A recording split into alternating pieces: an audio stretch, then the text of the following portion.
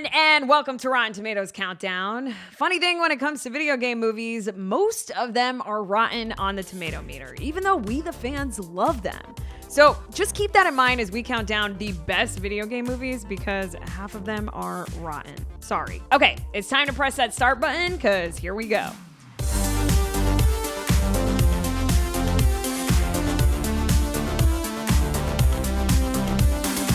Number 10, Monster Hunter.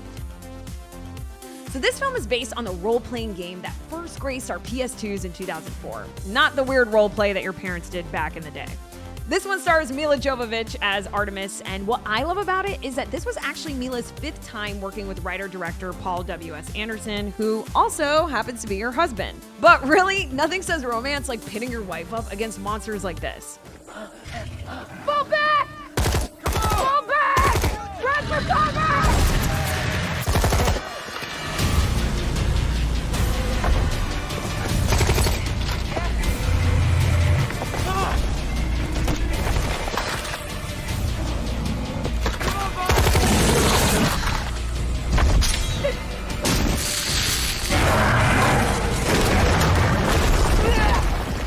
So Monster Hunter came out in theaters in December of 2020 during the pandemic. So suffice to say, it didn't really fare well at the box office or with critics. It's sitting at a rotten 45% with a critics consensus that says it's held together by the slenderest threads of dialogue and plot, and exactly what many viewers will be looking for. I mean, slenderest threads of dialogue is kind of what I look for in an Uber driver, not a movie, but I digress. Number 9, Mortal Kombat 1995.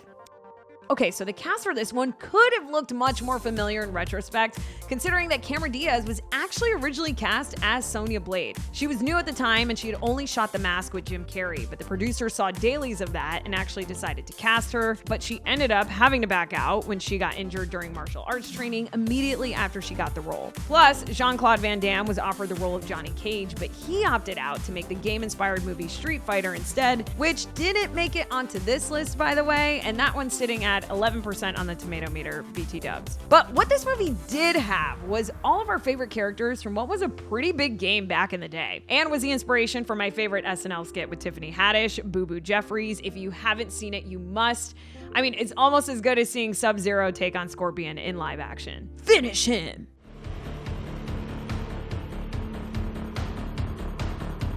Scorpion and Sub-Zero. Deadliest of enemies. But slaves under my power. Move aside. Number 8, Rampage. So Rampage was directed by Brad Payton and stars The Rock in his second video game movie after 2005's Doom. This one is based on the 1986 classic game, and it includes plenty of references to the arcade favorite, like George the Gorilla and his friends completely ripping apart a city, for instance, which I can confirm is way more intense when it's not in a 16-bit arcade game. Bird down with that. I'm taking these things out. I have no control.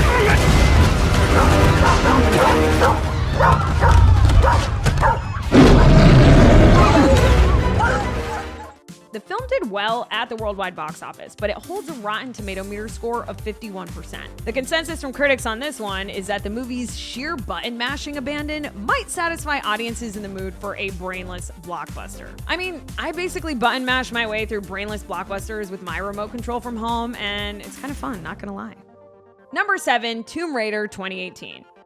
17 years after the first film adaptation, this one stars Alicia Vikander as the iconic Lara Croft. Now, Alicia was a fan of the video games growing up, and she wanted to make it as realistic as possible, so she put on 12 pounds of muscle and actually did a bunch of her own stunts. The movie grossed $274 million worldwide, the same as the 2001 film, although this time around, it actually needed to gross at least $275 million to break even. And coincidentally, that is what I need to break even from all the movies I go see. You just lost your tip. You just lose your tongue.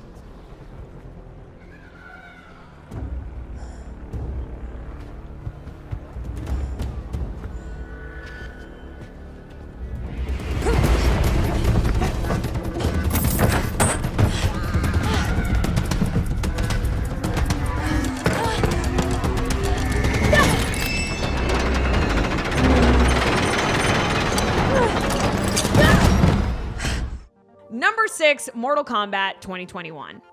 Now, this reboot of the previously attempted film series follows a washed-up MMA fighter played by Louis Tan. And among those joining him in the cast was Max Huang, a former member of the Jackie Chan stunt team, who would actually pitch ideas on set to help improve the film's fight choreography, which I gotta say is pretty cool and it was pretty fun to watch.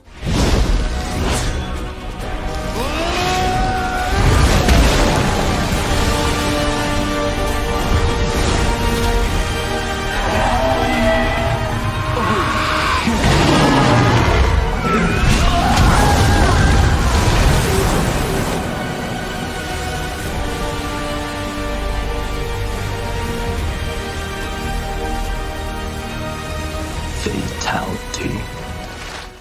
Speaking of all the fighting though, after an initial NC-17 rating, several gory fight scenes were edited down to fit under an R rating. And while that may or may not make fans of the game a little sad, the critics didn't seem to mind, with a consensus that says this installment revives the franchise in appropriately violent fashion. I mean, I guess they really finished him this time around.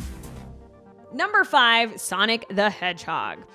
And it all of a sudden smells better in here because Sonic the Hedgehog happens to be the first fresh film on the list. But going back for a sec, talks of a Sonic movie actually began not long after the video game first graced the Sega Genesis in 1991. And by the way, if you just got sudden flashbacks of blowing into the Sega gaming console, it's probably time for an eye cream. Anyway, fast forward nearly 30 years when the first trailer for this movie was finally released in 2019. And I'm sure you all remember where you were when major backlash broke out over the way Sonic looked. But for the first time in the history of Hollywood, the powers that be actually heard what fans were saying and made some changes. Now, if only my local burger shop would take note. Turns out it worked. Sonic set the record for the biggest opening weekend for a video game movie in North America at the time. And honestly, I feel like it just made us love Jim Carrey all over again. That's not good. Sonic, I know you got the super speed and everything, but Maddie and I? Totally defenseless? Probably gonna get blown up? Pretty much, yeah. Don't worry, I know exactly what to do.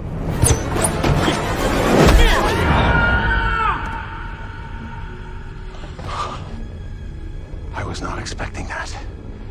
But I was expecting not to expect something, so it doesn't count. Number 4, Pokemon Detective Pikachu. Ryan Reynolds stars as the voice and facial motion capture of Detective Pikachu in this one, which was actually the first ever live-action Pokemon film, and first live-action movie based on a Nintendo game since '93's Super Mario Bros., which you honestly can't even try and forget, even if you wanted to. And they picked a good title to release, as this one became the second highest grossing video game movie ever at the time. I kind of feel like we should be playing party horns as I read off these stats, because this film also happened to manage to pull off the impossible, and it made Ryan Reynolds even more lovable in Pikachu form. Pipe, yes, okay, I can. Shoving, pushing. My problem is that I push people away and then hate them for leaving. He's saying you can shove it. What? I can shove it? Okay, that's it. No, we're switching roles. I'm bad cop, you're good cop. No, we're not cops. Oh, God, that's a very hard wall. Oh, yeah. Mr. Mime has the ability to make invisible walls. Yes, I know. I happen to be a Pokemon too, remember? Number 3, Sonic the Hedgehog 2. So this sequel marked the third time in his career that Jim Carrey reprised the same character after Ace Ventura and Lloyd Christmas. Perhaps you have heard of them. I low-key wish that he would just come back as the Mask. I mean, the guy just looks so good in green. Okay. So the cast on this one also includes Idris Elba as the voice of Knuckles, a role that he actually happened to nab after Jason Momoa had to turn it down. And the movie's plot is based on the games Sonic 2 and 3 from the early 90s, where Dr. Robotnik tricks Knuckles into going against Sonic and Tails. But of course, the child deep inside of you already knew that. And if you want that emerald, you're gonna have to go through me.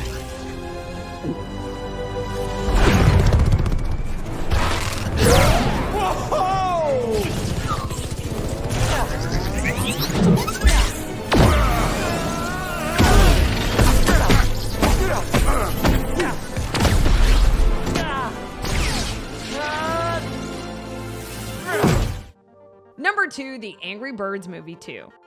So after making the jump from our phones to theaters with a movie in 2016, this sequel picks up 3 years after the events of the first one. And if you didn't see the first one, all you need to know is the birds are still pretty angry in this one. Now, it was kind of nice that we all got to give our hands a break and enjoy this one on the big screen. And the all-star voice cast made this movie so good.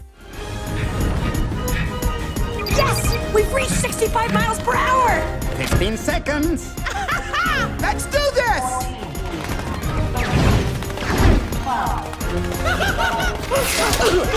Leonard, it's now or never! Oh no. Hey, gotta raise that ramp! 7.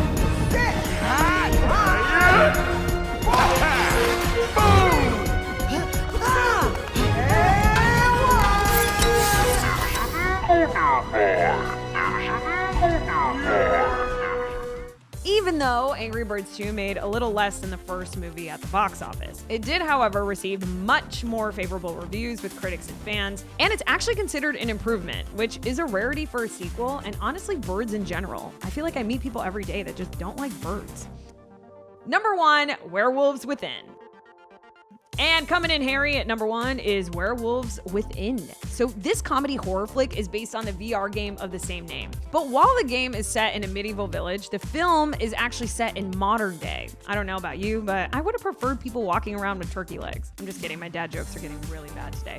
This one stars Milana Weintraub, who you may or may not recognize from the AT&T commercials, and the hilarious Sam Richardson, who is just absolutely perfect for the part. I think we can all agree that it's unsafe outside and there's safety in numbers. So maybe we should stay here tonight. All right. Yeah. Okay, that's right. I'm with you. Yeah, I don't want to go out and get 8. Same. Janine, you got room. You can put us all up, can't you? No, it's just a high floor. Thank you so much, Jared. I think some people would have to double up. Well, I mean, I think that'd be fine. Right, Cecily? Okay, slow down. Out of curiosity, who is packing? I am, yes, sir, America. Who else is packing, dog? Wow. I have Dave's hunting rifle, if that would be helpful. And it's crazy to think that after all the big names that we've mentioned on this list today, this is the film that features a second-time director, first-time writer, and a lesser-known cast, and it's still the highest-rated film based on a video game ever on Rotten Tomatoes as of March 2023. Mic drop, power to the people, turkey legs for everyone. Okay, friends, I'm starting to make myself hungry, so there it is, our list of the best video game movies. And the best thing is your hands aren't even tired from button mashing after watching this, but do report back if you end up trying it with your remote control at home. Until next time, I'm your host, Naz Perez, and we'll see you back here for more Top 10s on the Rotten Tomatoes Countdown.